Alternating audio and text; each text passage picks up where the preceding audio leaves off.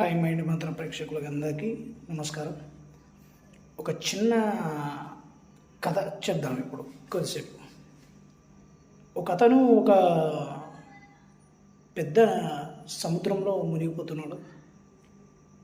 మునిగిపోతుంటే వెంటనే అక్కడ బోట్లో ఒక అతను వచ్చాడు. ఒరే, మునిగిపోతున్నావు కదా, హెల్ప్ తీసుకోరా, రారా, నేను నీకు హెల్ప్ చేస్తాను అని అంటే అతను అంటాడు, నాకు అవసరం లేదండి, మా దేవుడు నాకు హెల్ప్ చేస్తాడు, మీరు నాకు హెల్ప్ చేయాల్సిన అవసరం లేదు అనేసి అంటాడు. మరొక అతను హెలికాప్టర్లో వస్తాడు. వచ్చి, ఒరే, ఇప్పటికైనా రారా, మునిగిపోతున్నావు, నిండా సముద్రం లోతు బాగుంది, మునిగిపోతున్నావు అని అంటే, లేదండి, నాకు నా దేవుడి మీద నాకు నమ్మకం ఉంది, ఖచ్చితంగా వాడు నాకు హెల్ప్ చేస్తాడు అనేసి అనుకుంటాడు. అప్పుడు నీళ్లు విపరీతంగా వరద రావడం మొదలవుతుంది. ఆ రావడంతోనే మునిగి అతను చనిపోతాడు. చనిపోయిన తర్వాత ఆత్మ పైనకు వెళ్ళిన తర్వాత, ఓ దేవుడా, నువ్వు ఉన్నావన్న నమ్మకంతోనే నేను అక్కడ మునిగిపోయాను, నువ్వు కాపాడుతావన్న నమ్మకంతోనే నేను నువ్వు ఎందుకు రాలేదు అని అడుగుతాడు.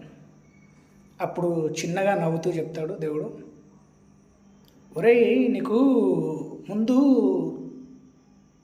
ఫస్ట్ బోట్లో వచ్చింది నేనే, ఆ తర్వాత హెలికాప్టర్లో వచ్చింది నేనే, నువ్వు నన్ను అర్థం చేసుకోలేదు.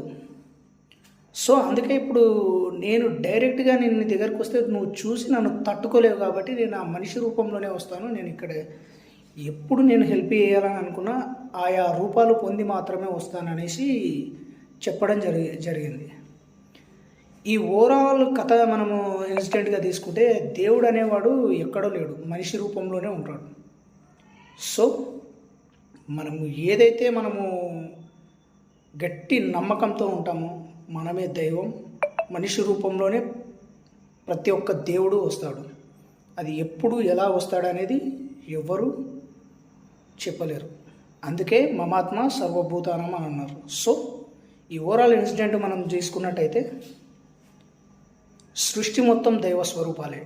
భగవంతుడు ఎప్పుడైనా ఎలాగైనా రావచ్చు, ఒక మనిషి రూపంలోనే కాదు, ప్రతి ఒక్క రూపంలో ఖచ్చితంగా భగవంతుడు అనేవాడు వస్తాడు.